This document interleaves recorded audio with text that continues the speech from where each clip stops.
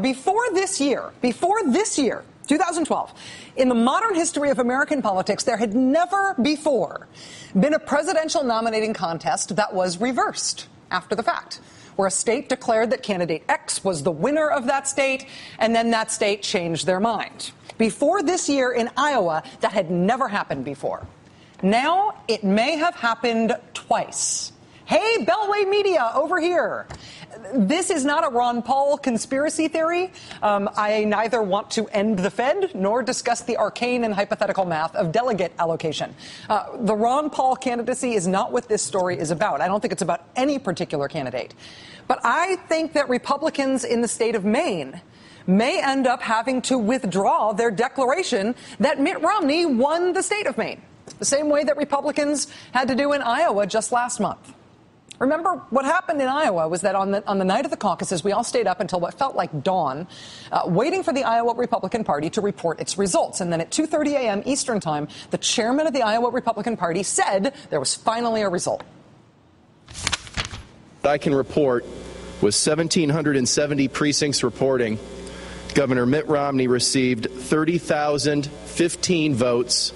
Senator Rick Santorum received 30,007 votes. Congratulations to Governor Mitt Romney, winner of the 2012 Iowa caucuses.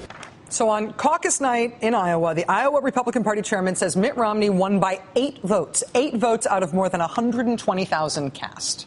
There was no provision for a recount in the Iowa caucuses, even with a result that close. But the Republican Party of Iowa said that was the result. And they said they would certify it and make it official within 2 weeks. 2 weeks later, the Iowa Republican Party said they still didn't have an official certified results. Then once they had gone past their own self-imposed deadline, the state party chairman made a new statement and said, actually, turns out Iowa was a tie. Or maybe nobody knows who won Iowa this year. Then the chairman went on somebody's radio show and said, okay, actually, Rick Santorum won. And then the state Republican Party came out with a new line, which was, yes, Rick Santorum won. Not Mitt Romney, like they had said before, and not a tie or who knows, like they had said that morning, but Rick Santorum, the winner. The results in Iowa reversed. Rick Santorum won more than 2 weeks after Iowa Republicans actually voted and were told the opposite result. It was crazy, right? What happened in Iowa this year was crazy. That had never before happened in modern American presidential politics. But the impact of that, the effect of that screw up by the Iowa Republican Party on the overall presidential nominating process, honestly, mostly it just affected Iowa. Frankly, it made it seem like maybe Iowa should not be trusted to be first in the country anymore with all the attention and the money that status brings. It cost the Iowa Republican Party chairman his job. He resigned in disgrace over the Iowa caucus's debacle this year. But in terms of how it affected the race, how it affected who's going to get the Republican nomination for president in 2012, it was already sort of a big deal that Rick Santorum even got that close to Mitt Romney in Iowa. A week later, after Mitt Romney won New Hampshire, the Romney campaign did try to make a big deal out of the fact that Romney had now won Iowa and New Hampshire, which would be unprecedented in Republican politics. It, in fact, would still be an unprecedented accomplishment because still nobody's done it. Mitt Romney did not win Iowa. But had the Iowa result been clear the night of the caucuses, had the Iowa Republican Party not screwed it up, had Rick Santorum been declared the winner that night, I'm not sure that would have had a huge effect on the overall race anyway. I mean, Iowa Republicans are seen as having kind of a Mike Huckabee problem, right? Iowa Republicans pick guys like Mike Huckabee and guys like Rick Santorum, and it has no real effect on the overall race. It's Iowa. It's kind of irrelevant. It's another case for Iowa not going first, at least on the Republican side. So in Iowa, in historical terms, it was amazing that Iowa Republicans screwed up their caucuses so badly they wrongly reported the results and then they had to flip them after the fact. Historically, it is amazing. But in terms of the impact of the race, not so much. Now, though, if another state pulls in Iowa, now that would have a huge impact on the narrative of the race. And therefore, it would have a big impact on who is likely to get the Republican nomination for president. And I think that's where we are right now. Heading into the Maine caucuses this past weekend, Mitt Romney, supposedly the prohibitive frontrunner for the nomination, Mitt Romney had just lost 3 straight races, and not in places where they just pick Huckabees, like Iowa. He lost in Minnesota, which Mitt Romney won in 2008. And not only did he lose Minnesota this time, he lost every single county in the state, and he came in not second, but third in the state. Mitt Romney also in 2008 had cleaned up in Colorado with 60% of the vote there. He had won Colorado in 2008 hugely. This year, he lost Colorado. Mitt Romney was so sure he was going to win Colorado this year that he made sure he was personally in the state of Colorado on the night of the caucuses. His campaign reserved a big, big room where he could deliver his Colorado victory speech to his supporters. I can tell you that this room, we talked about this a few moments ago, was not even half full. It has started to fill in a little bit, but guys, I have to tell you, this room is still not completely full. And keep in mind, we're in the city of Denver. This is a large metropolitan area. Outside of the city limits, you have a lot of conservative Republicans, and Mitt Romney is not filling this room tonight. Mitt Romney not filling this room tonight. Heading into the Maine caucuses, that was the narrative of the race for the Republican nomination for president.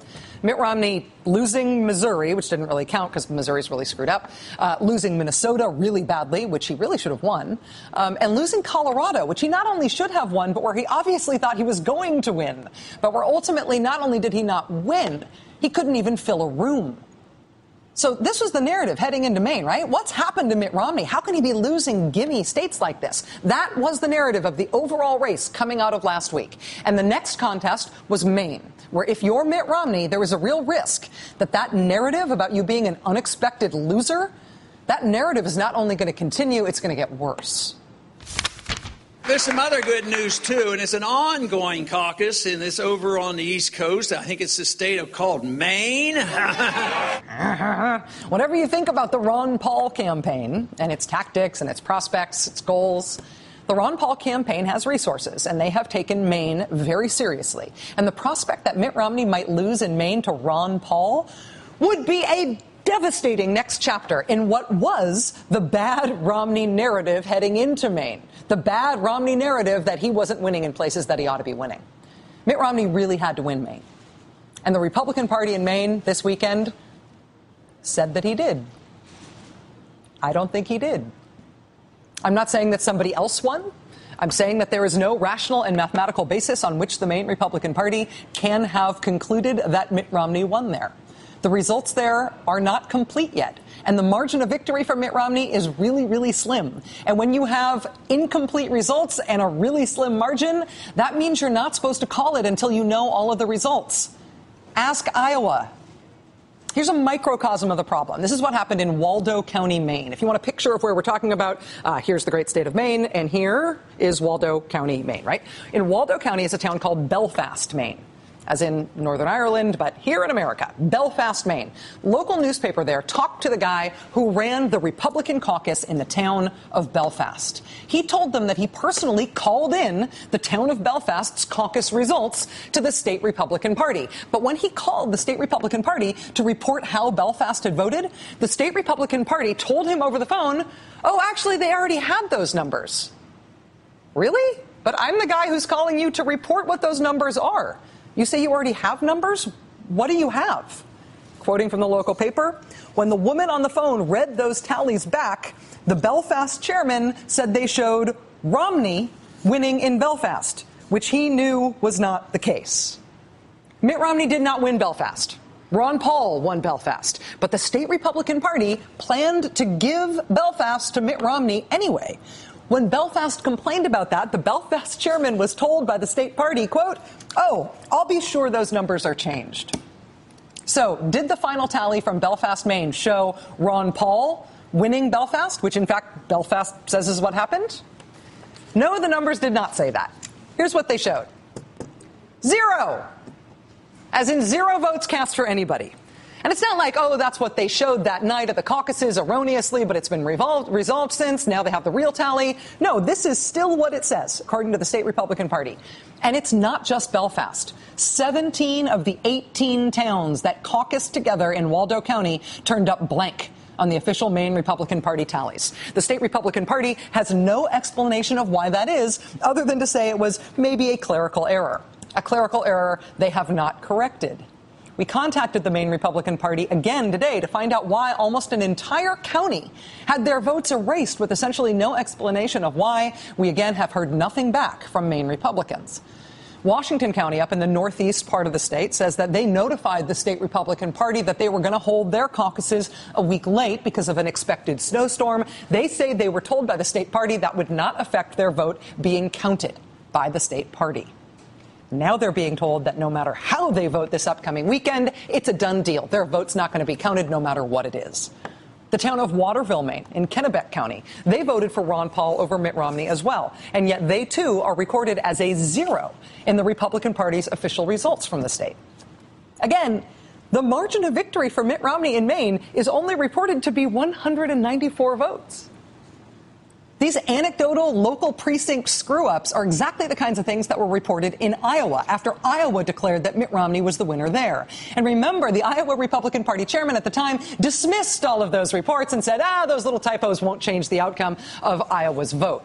Ultimately, the outcome of Iowa's vote was affected by those discrepancies, and Iowa had to reverse its results, and the Republican Party chairman in Iowa is now out of a job.